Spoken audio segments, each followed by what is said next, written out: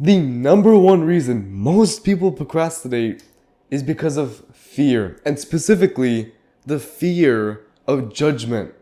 In this video, I want to give you 3 personal stories from my life that will help you get past this fear. Whenever I went to the gym for the first time ever by myself, I was actually kind of scared. I was worried about what other people would think of me. And as I was sitting there, I was feeling really awkward. I went up to the first machine I saw that was open. I just started doing a random exercise. And as I was sitting there, I was looking around, maybe trying to find someone to say hi to, at least to get in the social mood. And I saw this one guy who was just standing there by himself looking over at some machines. And so I walked up to him and I said, "What's up?" And then we talked for a little bit. It was nice. And after that, I went over to the cables. And I asked this guy if he could help me out with some of the cable exercises. And he said, "Yeah, sure, come on. And he showed me 2 new exercises that I didn't even know I could do. And now every single time I go to the gym, I do those exercises. The whole point of that story is that nobody's judging you. I thought I was so self-conscious by going there that everyone was looking at me. But really, people are nice. And not only that, but people will gladly help you if you just ask.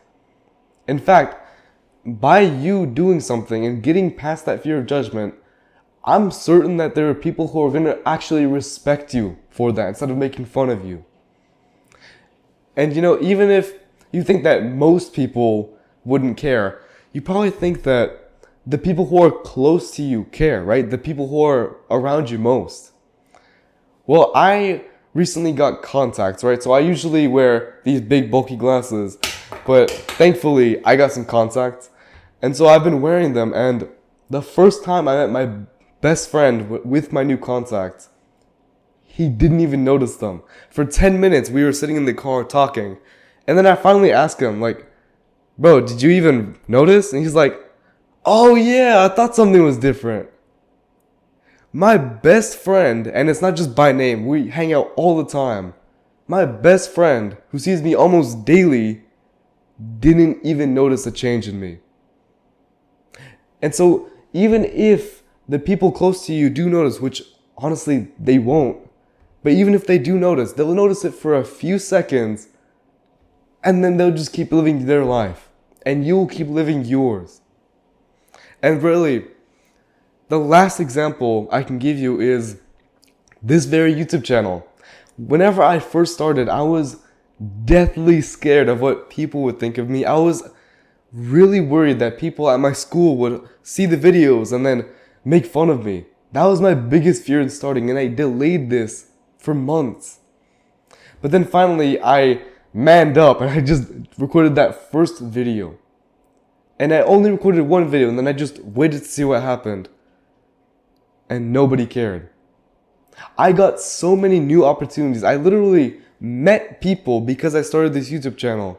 And yet, if I was so scared that I didn't even start, I would have missed out on all of this growth and opportunities that I've experienced from this.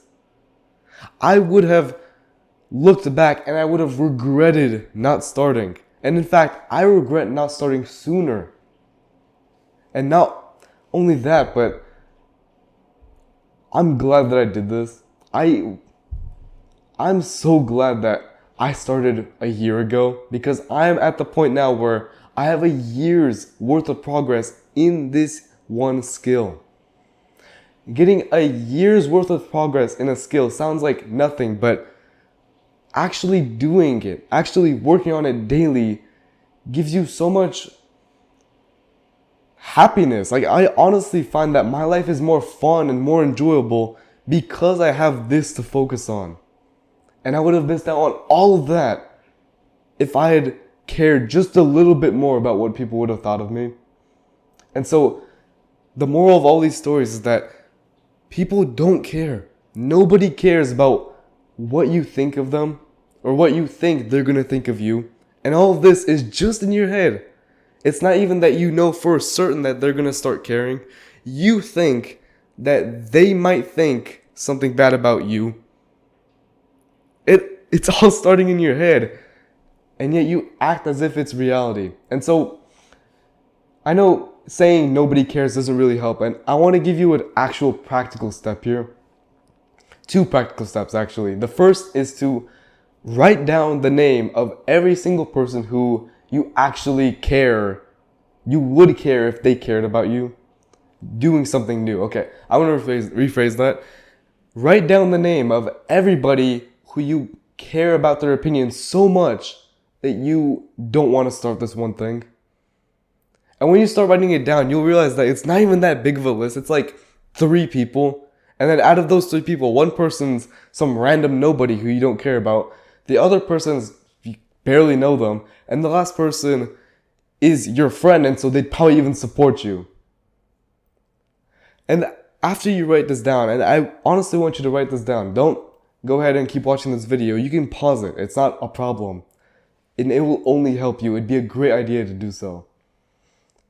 And after you wrote down that list, you can even look at it for a little bit. The next step, which is what is exactly what I do with YouTube, is to dip your toes into it. Just like dipping your toes into a pool for the first time before you dive right in. You want to dip your toes in the thing that you're scared to do. Try it out once. I made my first YouTube video, and then I didn't record another one for weeks. Because I just wanted to try out the water, see if it's nice and cool. And when I realized that nobody cared, I had free permission to cannonball forward. Getting past your fear is a life-changing moment, but it's difficult to do alone. If you want personalized one-to-one help from me, I offer procrastination coaching, and you can go ahead and check out the description to see if you're a right fit for it.